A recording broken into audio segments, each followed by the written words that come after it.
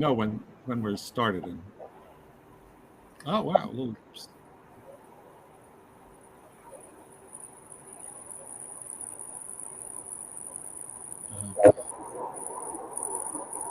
And Rebecca, can we tell who's joined? Oh, Emma, hi. Hi.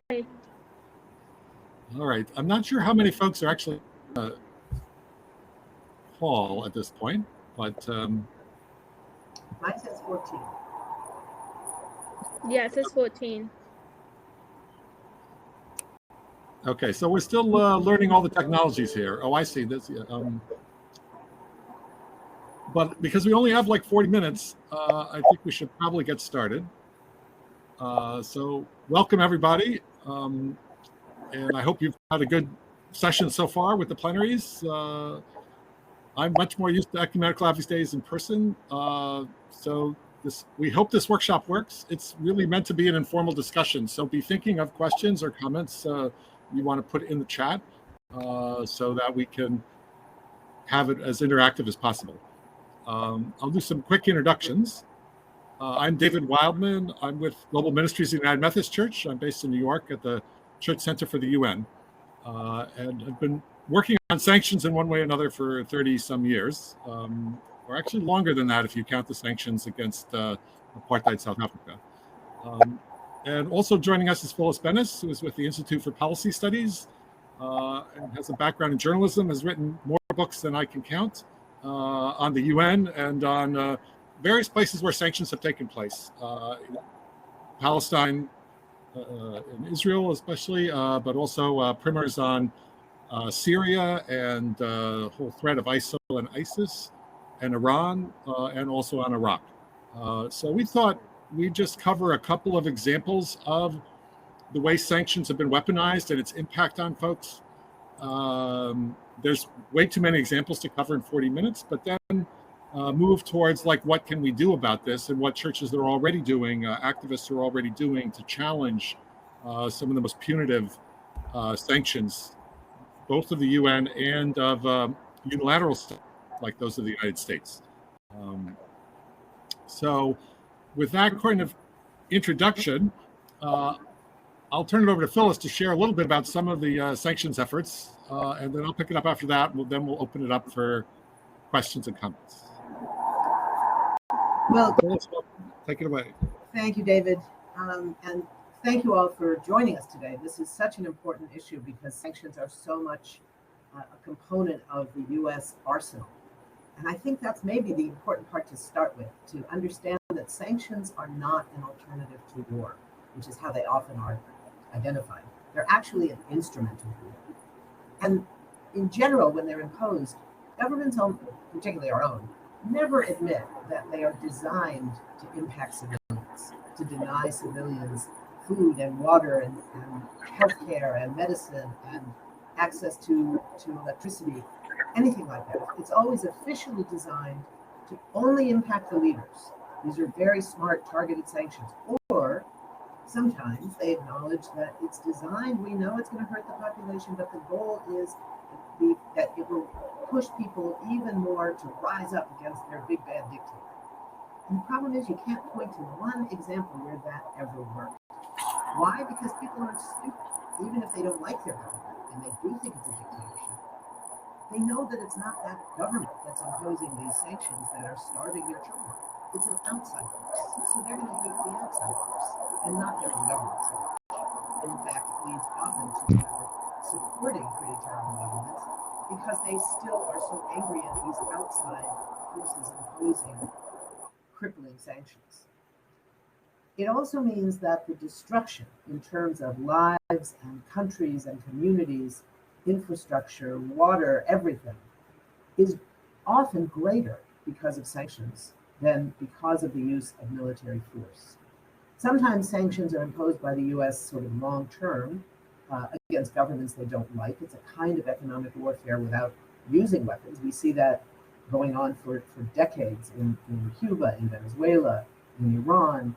Sometimes they're used as a weapon in the context of a military war, like in Iraq, Syria, and Russia now. And sometimes it's both. If we look at the sanctions that are currently being imposed on Afghanistan, in what is supposed to be a post-war situation. Officially, right, we're not at war with Afghanistan anymore. And yet, their assets are still frozen, they can't use the banking system, etc. That's also the situation with North Korea, where it's kind of half and half. But for a long time, as David mentioned, sanctions have been used against apartheid regimes in Southern Africa, against South Africa in particular. Sanctions that were first created and called for by the liberation movement in that country. And that's a really important distinction because, sometimes we get accused of being using a double standard, that some sanctions we like and some we don't. How is that fair? Well, one of the key things is when the liberation movement of a country, like what happened in apartheid South Africa, the biggest liberation movements, the ANC and the PAC, called for international sanctions, they knew full well that the Black population of South Africa, the 80% of the population, would suffer under those sanctions. But they recognized that that was their best way of bringing about the end of apartheid. And they were willing to take the effect of it, to put up with that for a while, for the longer term interest. The same is true in the BDS movement, where there's a call for sanctions against Israel to stop its violations of human rights and its violations of international law, including the international law against apartheid. So in that situation, you have Palestinians themselves knowing they will suffer from sanctions, calling for sanctions because they know that's their best nonviolent means of bringing international pressure to bear. So yeah, it's right. Some sanctions we support, and most of the time we don't when it's imposed by our government in a way that's designed to punish the people of a country. So if we look at some of the biggest examples that we see in the recent period, you see in Iraq, for instance, the Iraq period of sanctions in the 1990s is sort of the poster child of how sanctions are so incredibly dangerous and have to be seen as an act of war and not an alternative to war. The sanctions in Iraq began right after Iraq illegally invaded Kuwait. The UN was debating it, the UN was deciding what to do, and in the meantime, they imposed really strong sanctions that were already having a very detrimental impact on people in Iraq. But that only lasted for about 6 months before the US said, okay, we're going to war. In that case, George Bush Sr. led a campaign at the UN using bribes and threats and punishments to get other countries in the Security Council to vote to support a war. It's one of the two ways that a war is legal in this world. One is if it's immediate self-defense, a country gets attacked, they have the immediate right to respond. That wasn't the case in Iraq. They had not attacked the United States, etc. The other way, though, is if the Security Council of the UN approves going to war. And that's what Bush was determined to do, and he managed to do it. He didn't do it democratically, he didn't do it by persuasion, he did it by bribes and threats and punishments. But he did get a majority vote because Russia and China both abstained, and the only countries to vote no were Cuba and Yemen on the Security Council. There's great stories about that, but we don't have time to tell them. The point was, they went to war in January of 1991, and the sanctions remained after that very short and deadly war. And the sanctions were so extreme that finally the UN created a committee to decide what very, very limited items of human necessity could be allowed into the country of 80 million people so that they didn't just die, right? So it was shaped around this notion of dual use sanctions, which meant that if the item that was supposed to go into the country could, by any stretch of the imagination, be used as a weapon, it's prohibited. So my favorite example of that was pencils. Pencils have graphite in the middle, right? That piece of lead that you write with. Graphite is also, in theory, a component of certain kinds of explosives. Now, how many pencils it would take to make an ounce of explosive That's a different question. This was never about real dual use, but this was an excuse for punishing the people of Iraq, hoping that they would rise up and overthrow a dictatorial regime that the U.S. at that moment didn't like. Earlier, the U.S. had liked the Iraqi dictator very well, and had, of course, provided a lot of the weapons to Iraq. But we weren't going to talk about it then. What they did was to look at this now devastated country where there had been a complete destruction of the water treatment system, the sewage treatment systems throughout Baghdad and other major cities. Bridges had been destroyed.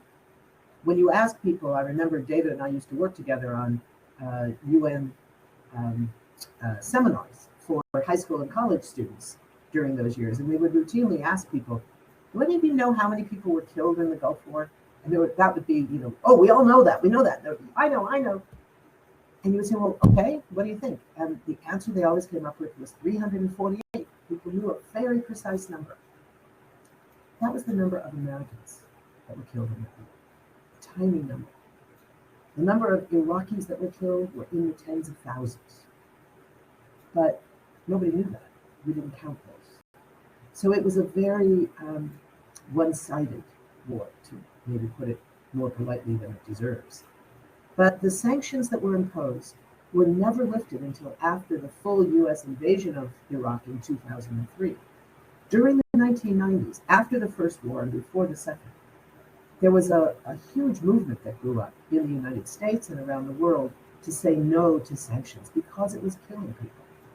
It was, the effect on the population was so serious that the UN official, very high-ranking UN official, Assistant Secretary General Dennis Halliday, was so outraged by what he was seeing as he oversaw this program. It was called Oil for Food, that was allowing Iraq to export a tiny amount of its oil under very, very strict controls, and allowing it to import just a tiny amount of food, just enough to keep part of the population alive. And he was so outraged by the genocidal impact that he quit his job. And he and I went on a long speaking tour together. I then took a group of congressional staff to Iraq to investigate the impact of sanctions. The issue of sanctions was at the core of what the anti-war movement, the churches in particular, were involved with throughout the 1990s. And anyone who doubted that sanctions were really all that bad only had to listen to the words of the then Secretary of State, Madeleine Albright, when she went on 60 Minutes and said, in answer to a question where she was asked about the 500,000 children who had been killed by sanctions, not counting those that were killed in the war, by sanctions. And without missing a beat, she said, "We think the price was worth it." This is a woman who had 2 children of her own, and I always wanted to ask her, if your 2 daughters were among those 500,000 children, would you still think the price was worth it? Because it was based on the notion that Iraqi children do not have value as human beings. And instead, they were going to be a tool in this war. The ironic part was later, the movement and the sanctions was already working. It was limiting the level of support at the UN for sanctions. It was making sanctions a kind of anathema for people across the United States, enough so that Colin Powell, before 9/11, when he was first beginning his work as special advisor, a national security advisor, and then Secretary of State to George Bush Jr., he started talking about the need for smart sanctions. We have to have very targeted sanctions. This was an illusion. The notion that you could impose sanctions that would not affect the population, would only affect the leadership, also never happens. The leadership of particularly repressive governments always managed to turn away the impact of the sanctions to the population as a whole, while they themselves remain protected. That was true in Iraq. It's true today in Russia. It's true everywhere that sanctions are imposed. One other example, and then I'm going to turn it back to David. We're leaving obviously a whole lot out, but we do have time for questions. So we should really be seeing this more as a discussion, I think. But the one other example I wanted to touch on was Syria. The sanctions were imposed on Syria starting in 2011, when the Syrian regime responded with terrible brutality to what was initially a civilian uprising calling for reforms. And it quickly morphed into a terrible civil war with multiple forces, both inside and outside the country, fighting to the last Syria. The US and Russia, Saudi Arabia and Israel, Turkey, the UAE, all of these countries were engaged, and many of them still are, engaged in these wars, as were a variety of non-state militias, including people affiliated with Al-Qaeda, people affiliated with ISIS. All of these forces were at play in this war. On top of that, sanctions are imposed that begin the process of starving the people of Syria, as if that's somehow going to make it better, make life better for the Syrian people. Those sanctions have been imposed since 2011. And now, 12 years later, you have this horrific earthquake that just hit in Syria and in part of Turkey in February of this year. There are immediate calls to end the sanctions, let humanitarian aid go in, because almost nothing is allowed into Syria these days. And the US said, no, it's not time yet. It's not time. We still need to keep the sanctions there because the government will use it to re-legitimize itself, et cetera, all of which probably true and doesn't matter when people's lives are at stake, which is what was at stake. Finally, after some days of pressure, the Biden administration finally announced that they were easing some of the sanctions.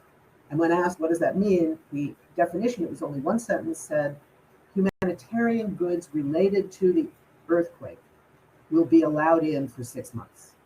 Well, what does that mean? It means who gets to determine whether it's humanitarian, who gets to determine whether it's earthquake related, who gets to say yes or no. And if some bureaucrat in Washington says, okay, yes, that shipment can go through, why do we think the corporation that's selling those widgets that are suddenly going to be allowed in, one, are going to believe it, two, are going to be willing to pay the cadre of lawyers they're going to need to jump through all the bureaucratic hoops to get all of the permissions and the forms and the legal whatever? It's never going to be worth it to them. And in response to this, almost all of the UN special rapporteurs on human rights came together. These are people who specialize in various aspects of human rights. They rarely take group positions, but 20 of them, I think it was, which is almost all of them, signed off on a statement saying that is not good enough because corporations can't rely on it, banks still can't rely on it, and it's not going to work. It's not going to allow in desperately needed equipment, things like computers to monitor where are people in most desperate need. The result was far more people died than died in neighboring Turkey, where the earthquake was just as bad, the damage was just as bad, but a far lesser percentage of people died because they were able to immediately get in from outside. They didn't have it all in their country. It was allowed in instantly. The equipment, the trained teams, the sniffer dogs, all those things, to get people out of collapsed buildings. In Syria, they didn't have that, and people just died. So the impact of sanctions is death. And what Congress needs to hear is that sanctions need to be lifted, not just eased here and there, because that doesn't work. You could also mention to them that there are also there's no evidence since probably World War II, that sanctions actually work to overthrow regimes either. It doesn't work that way. We've had sanctions against Cuba now since 1959, and the government has not fallen. The Castro brothers, who were the sworn enemy of the United States for so long, remained in power until they chose not to run anymore. After Fidel died, his brother was the president for a while, and then he said, okay, I'm done. We're going to have another election. Somebody else will be elected. The government has not been overthrown. The same is true today in Iran, in Venezuela, in all of these countries where the U.S. seems to think it can impose sanctions forever, and there will be no humanitarian consequences for people. That's the reason we have to end sanctions, because they kill people. And on that note, I'm going to stop and turn it back over to David.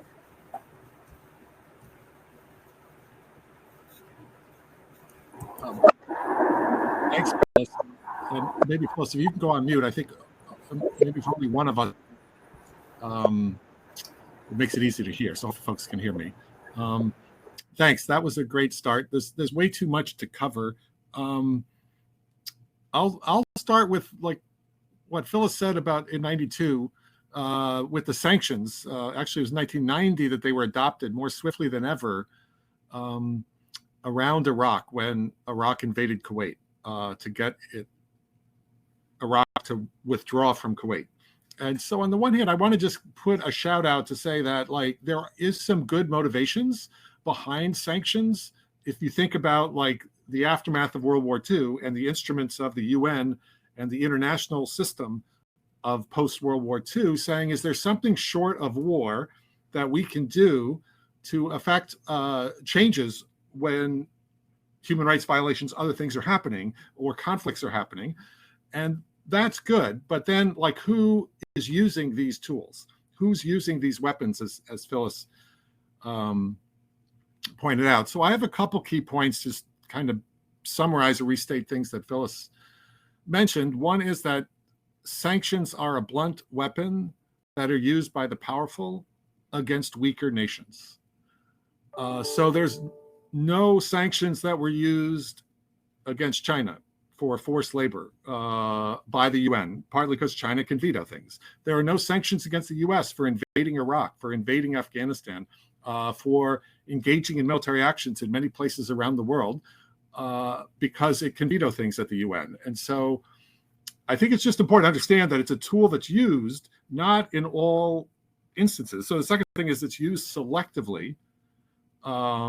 It's not all places where there's conflict or violent dictatorial regimes by any means. There's plenty of places that are not sanctioned. Saudi Arabia comes to mind as just one of many examples. But if you look at the current list of the United Nations sanctions, and these are ones that were approved by the Security Council, there are 14 places. 9 of them are in Africa. So the Central African Republic, the Democratic Republic of Congo, Somalia, Sudan, South Sudan, Mali, etc. 4 of them, like 3 of them, 3 are in the Middle East: Yemen, Syria. I've got Iran, and then there are 1 each in Haiti. There are sanctions related to Haiti that the UN has, and there's sanctions against North Korea in Asia.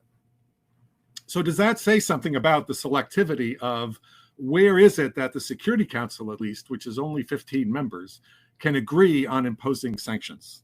The US has its own list, and I think it'd be important in our discussions to kind of distinguish US unilateral sanctions. So like on Cuba that Phyllis mentioned, there's been a growing move now. Almost all of the 194 member countries of the UN vote to end the blockade, the US blockade of Cuba.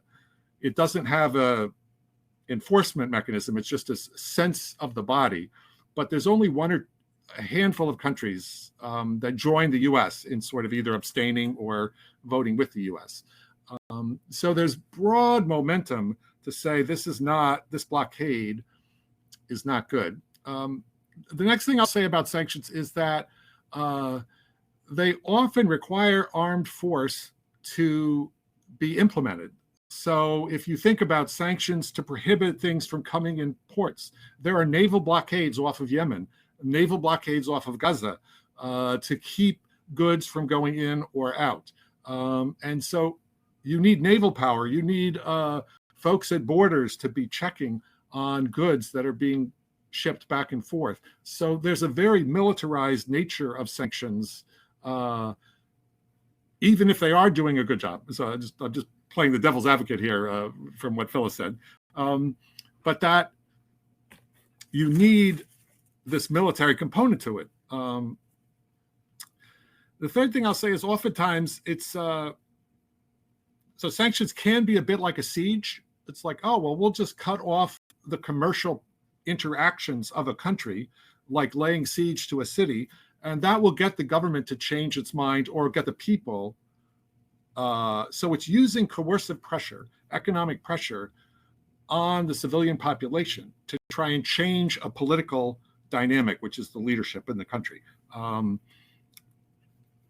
it's rarely used, I won't say never, but rarely used to address labor violations, forced labor, slavery. There are a few things, like if you think of conflict diamonds, how diamonds have been sold.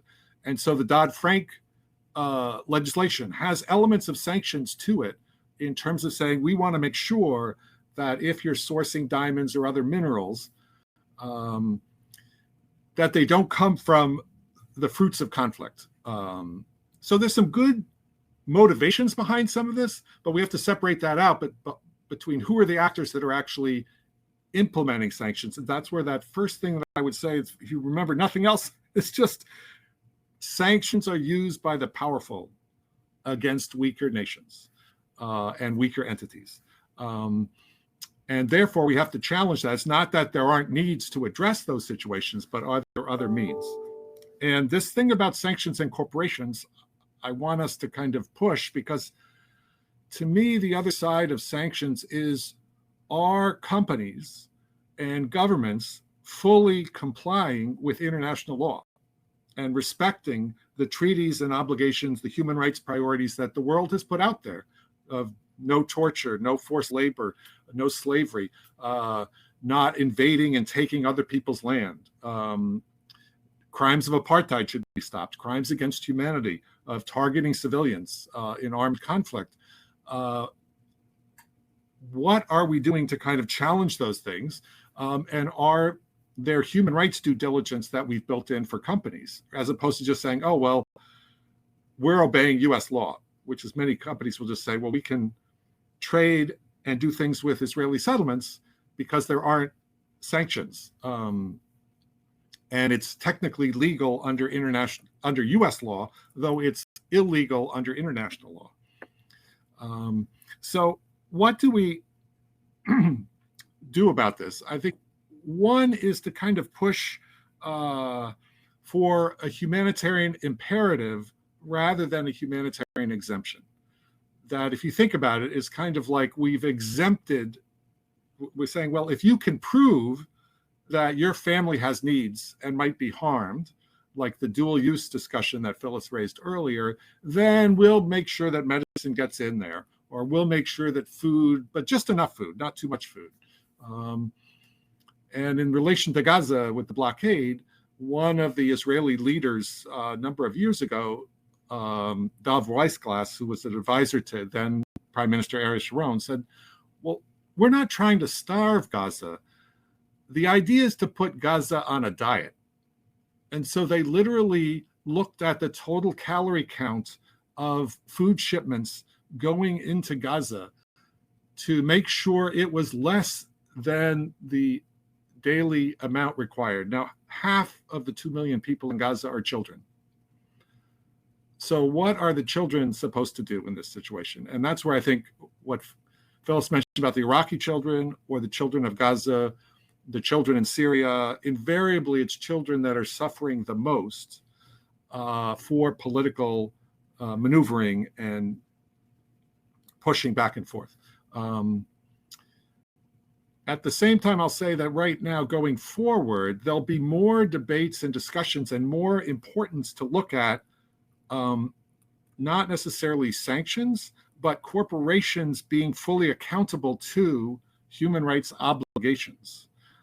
Because as more and more minerals are needed for green technology, for cell phones and other places, many of the places where there are sanctions, like the Democratic Republic of Congo in Africa, are places where minerals are coming from for solar panels, for cell phones, for laptops, and for other kinds of green energy technology. And so these issues are going to stay before us. And so it's important to not leave it just to the Security Council or to the US State Department deciding, because once the State Department has listed someone, either individuals or entities, groups or nations as state sponsors of terrorism, it's really hard to get off those lists. And it's almost then like you have to prove that you are not guilty, as opposed to the burden being on them of proving that you've been actively involved in wrongdoing yourself. So I know that's a lot I think we have a few minutes left, and so I'd like to see if folks are able to post some questions. And I just saw one pop up here. So the question, I'll read back the question because I'm not sure if it's posted for everybody, and I apologize. We're all still learning on this. So the question is, this is very thought-provoking. Can you say more about possible other means that might be effective? And maybe I'll say a word, and then Phyllis, if you want to answer too. I'd say, first of all, we can distinguish between like diplomatic sanctions, which are very different, of like restricting travel. So the Taliban, for instance, cannot travel to many places now, and there are diplomatic. That's a very different one than restricting the flow of goods, especially foods and medicines, but also the goods for selling, like if Iraq could only sell oil. So diplomatic sanctions. There are also military sanctions in terms of arms transfers, of not selling. Right now, members of Congress are pushing to cut off military aid to Saudi Arabia, say don't sell weapons to Saudi Arabia because they've been used so horrendously in Yemen, and there's a lot of violations internally within Saudi Arabia. So those are a couple. But Phyllis, I'll say maybe you want to pick up on some other aspects of other means. Well, I do think that the question of diplomacy is key here. Even the question, in a sense, as we think about this, we're sort of assuming that it's the job of the United States government to be the policeman or the punisher of bad governments around the world. The reality is that an awful lot of the bad governments, and there are tons of bad governments around the world, we should be clear, that are oppressive to their people, that enforce a kind of, whether it's social and cultural repression against communities of color, against indigenous communities, that destroy the environment of their country, all in the interest of maintaining their own wealth and power. There's plenty of those governments. A huge number of them are supported, backed, and protected by the United States. So I think when we talk about what can we do, we have to take some steps back and say, what have we done in the past that helped enable this? And let's start by stopping that. So, the whole question about, for example, biological weapons in Iraq. Iraq at one time had a biological weapons program. They never apparently actually created any, but they did have a program to create them. How do we know that? We kept the receipts. We sold them the seed stock for biological weapons, right? Because at that time, the government of Saddam Hussein was our guy against Iran. This was in the Iran-Iraq war. So if we were looking at, well, what can we do about biological weapons? I don't think we start with what do we do today where this terrible government has the potential to make these terrible weapons. We start with, let's take a few steps back and realize, okay, we were responsible for this. Let's see how we can take responsibility for our actions, starting with perhaps never again allow these to be sold anywhere to our own government or anywhere else. So that could be a starting point. Sometimes we have to say that for the US government, the hypocrisy is so great that it's better to do nothing and allow other governments to support the population of the country involved to pressure their own government. That's not always the case. Sometimes we do have an obligation when there are urgent, human rights situations where people are being rounded up on the streets and arrested and killed in mass numbers, all of that. I'm not advocating for isolationism in those times. But the notion of operating collectively is absolutely the beginning point, where it's about how do we build collective diplomacy where the whole world, in fact, not in rhetoric, is with us. It's the problem the US faces right now because of the sanctions it imposed on Russia. Many countries in the global south who have stated very clearly they oppose the Russian invasion of Ukraine will not embrace any of the US positions at the United Nations, even the condemnation of Russia, because they are looking at this issue of the United States so hypocritical in imposing these sanctions that are impacting Russian civilians. They're against the sanctions and therefore will not even condemn. That's not helping anybody. It's not helping people in Ukraine. It's not helping the anti-war forces that are under such pressure inside Russia, it's not helping anybody to bring the war to an end. So I think that we have to look more broadly at what our obligations are and are not before saying what other punishments might there be besides sanctions. And finally, I'll end on this. The real question, if we're going to talk about sanctions and punishing a government, let's talk about military sanctions. Let's talk about prohibiting all sales of military supplies, military support, military training to that government, period, full stop. That doesn't affect the population. It does leave a government with a very unhappy military force that they're going to have to deal with. That's not a bad thing, but that's not up to us. What's up to us is to say we have to stop the immorality of enabling this kind of activity by these other governments. We need a moral position that says you stop doing the bad stuff as your first move. All right. Thanks, Phyllis. There was one other comment, and I've got a couple other specific suggestions, but somebody else might be worth mentioning how sanctions affect us in the U.S. in terms of sending aid to global partners. Yeah, this is a big issue. First, let me just say there's some, like, in terms of alternatives to sanctions, one is like confidence building measures. So relating to North Korea, like canceling of military exercises can be a way of saying, well, if we did something nice and didn't do that, maybe our enemies would do something else. And again, there's a whole definition of who's enemies. It's not the people of a country. But, for those of us in the churches, loving your enemies is like the very least we could maybe talk with enemies, and break bread together, have a meal. The problem there is that there's a Supreme Court decision, Holder versus the Humanitarian Law Project, that talks about material support to terrorism.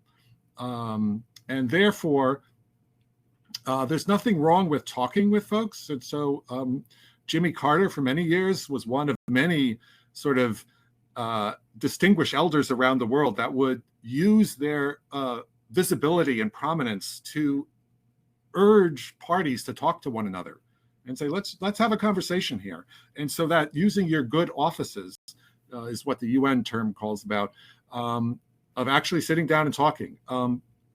Unfortunately, the US government, and this is bipartisan of both parties, has tended to define diplomacy as, well, first you surrender, and then we'll have some conversation about the terms of surrender. So starting with, first the Palestinians have to give up, and then maybe, Israel will go along with that, is not a good way to go forward. It just doesn't work.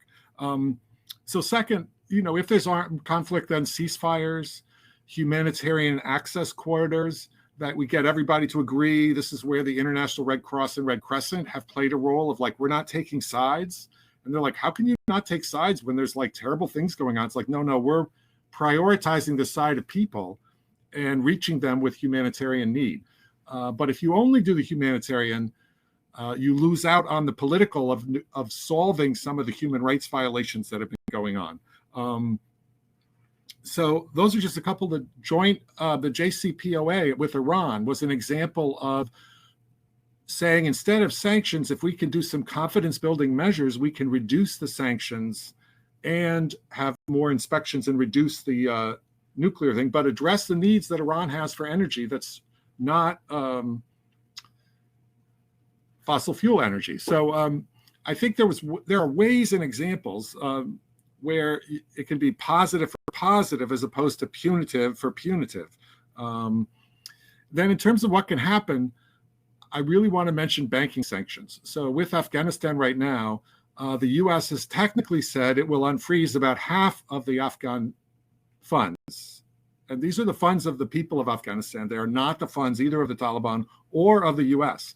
But the U.S. has not set in place mechanisms that banks might not be liable to sanctions and fines if some of the money ends up inadvertently in the hands of Taliban officials.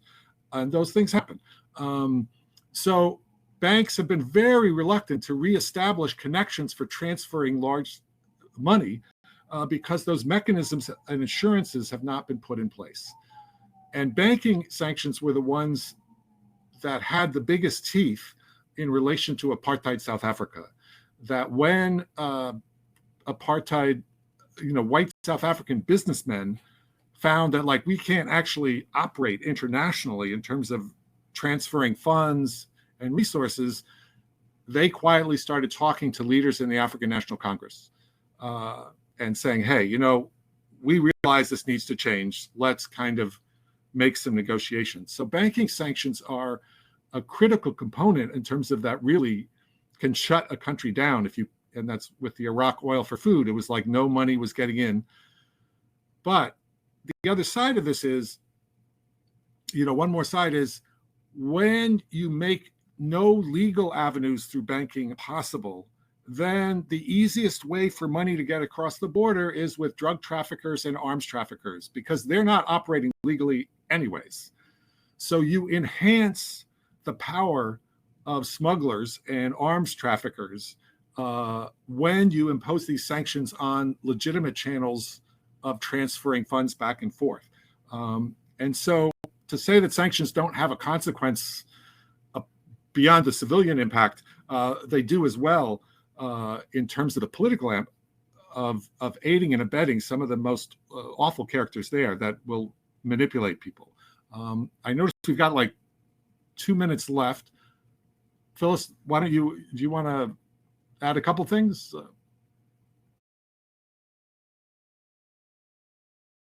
Sorry, I was muted. I just wanted to add one point on that. I think this also is a good example, what David was just talking about in terms of the impact in different ways. There's also the whole question of sanctions that are imposed by civil society, either globally or in one major country, where, for example, the call for sanctions in South Africa never called for prohibiting food from going in. The BDS movement that's been called for by Palestinian civil society has never called for prohibiting food or medicine or anything else. It's cultural, it's economic profit being made in the occupied from occupation to prevent that, but it's never been about punishing the population, except in the context of in Israel-Palestine, it's the cultural boycott. In South Africa, it was the sports boycott. When white South Africans realized that their beloved Springbok team could no longer play in the World Cup, that had almost as much impact as the banking sanctions, because this was a country obsessed. It's white and black populations were obsessed with the Springboks and being represented in the rest of the world in sports. In Israel, sports aren't such a big deal, but cultural stuff, music, and academic stuff is. So the academic boycott, the cultural boycott, none of which threaten people's lives. It threatens how people live. Yeah, it's unfortunate that you don't get to see the concerts you want. That's the consequence of living in a country that's doing all these bad things to another population. But nobody is talking about your health, your ability to feed your children.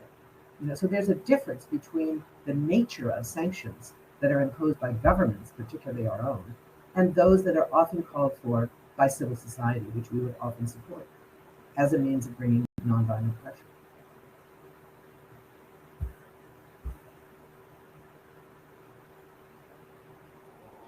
Thanks, Phyllis. And so we've reached our time. I'll just close out with a few last comments, but just want to thank everybody for joining. It's a little, I will say from my end, it's a new experience of just seeing the speakers, but not being able to get a full sense of who else is on it. So I'm hoping this whole process works well for everybody, and wish that we could have more interaction. It's obviously much easier when we're in person. But let me just say a couple of other things. One great resource for folks is the Charity and Security Network. They do regular updates on looking at the impact of sanctions in a number of places, and how that affects humanitarian access and work in those respective places.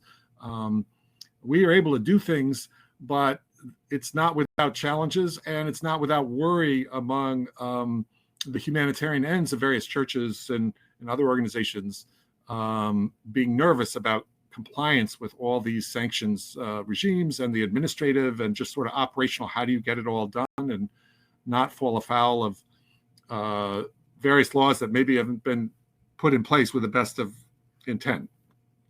But the last thing I want to say is invite you to join there's a couple more Middle East panel workshops that'll be happening tomorrow morning, I think at the 10 o'clock and 11 o'clock